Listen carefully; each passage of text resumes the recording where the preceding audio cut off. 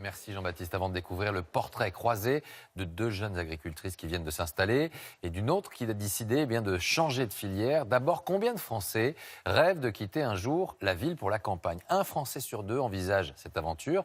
Il y a donc l'envie, le souhait. Bonsoir Justine Vielle. Concrètement, bonsoir. Justine, combien de Français font réellement ce choix? Oui, alors dans la réalité, évidemment, ils sont bien moins nombreux. Mais il semblerait que le retour à la terre soit un processus qui s'installe durablement. Selon l'INSEE, en 2014, les petites communes faiblement peuplées ont gagné 104 000 habitants. À l'inverse, celles qui sont un peu plus grosses, elles, ont perdu 114 000 habitants. Cette migration des villes vers les campagnes, ça a commencé aux alentours des années 70 et depuis, 4,5 millions de Français ont pris ce chemin, selon le démographe et urbaniste Pierre Merlin. C'est la fin de 2 siècles d'exode rural pendant lesquels les campagnes françaises ont perdu 12 millions de personnes. Que cherchent les Français avec ce choix? Et puis, qui sont-ils? Alors majoritairement, Laurent, ce sont des familles. Juste derrière, on trouve les couples sans enfants. En revanche, les personnes seules, elles, ont plutôt tendance à faire le chemin dans le sens inverse, campagne vers les villes. On les appelle, ces Français qui retournent à la terre, les néo-ruraux. Et ce qu'ils cherchent, évidemment, c'est un cadre de vie meilleur, plus de confort, plus d'espace, plus de verdure, moins de pollution, on en parlait, et moins de monde.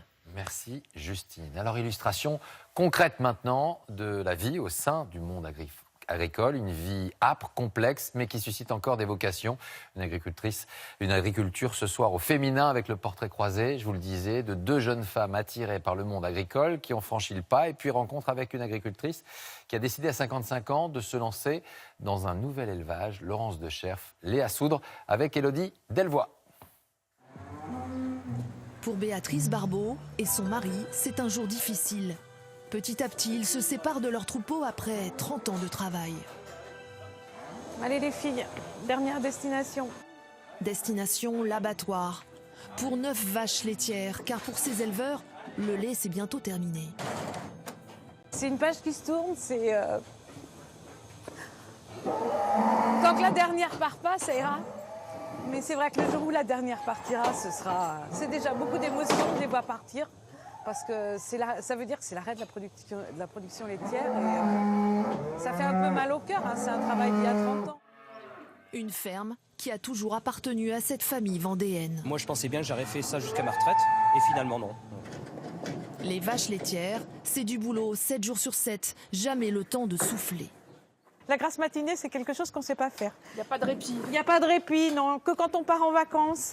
Et les vacances, c'est 8 jours, 10 jours dans une année. Toujours plus de travail pour produire plus, comme le réclamait leur laiterie. Mais le prix du lait n'a cessé de baisser. On a gardé un même revenu pour une quantité supérieure. Donc non, c'était pas... Il y a même des années où vous n'avez rien gagné? Ah, on a été pendant 2-3 années, ouais. On travaillait pour payer les factures. D'ici la fin du mois, il n'y aura plus aucune vache laitière sur la ferme. Allez. Malgré la dureté du métier, ces 2 amies d'une trentaine d'années y croient.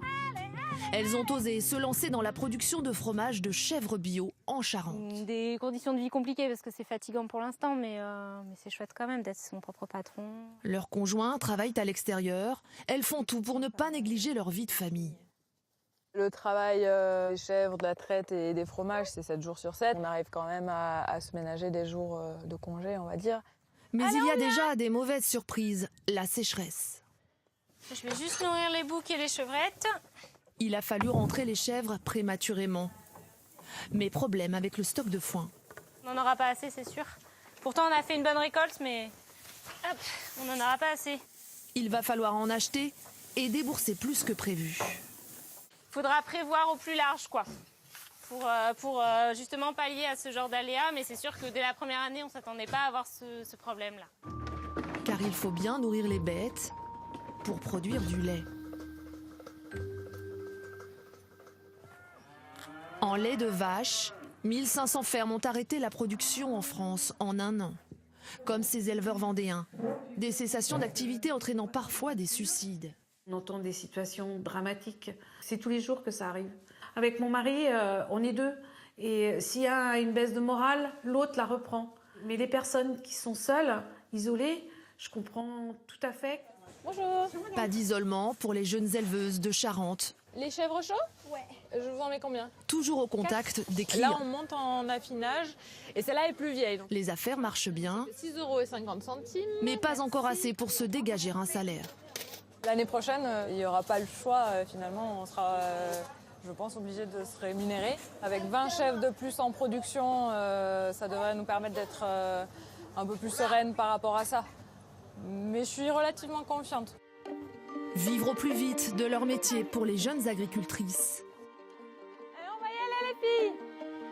Vivre mieux pour Béatrice qui se lance dans la reproduction d'une race à viande, sans la contrainte de la traite et avec beaucoup moins de travail. Ça, c'est mon nouveau troupeau, ouais. C'est nos angus, hein. Celles qui vont nous faire aller jusqu'à la fin, jusqu'à la retraite. En France, un agriculteur sur 4 est une agricultrice.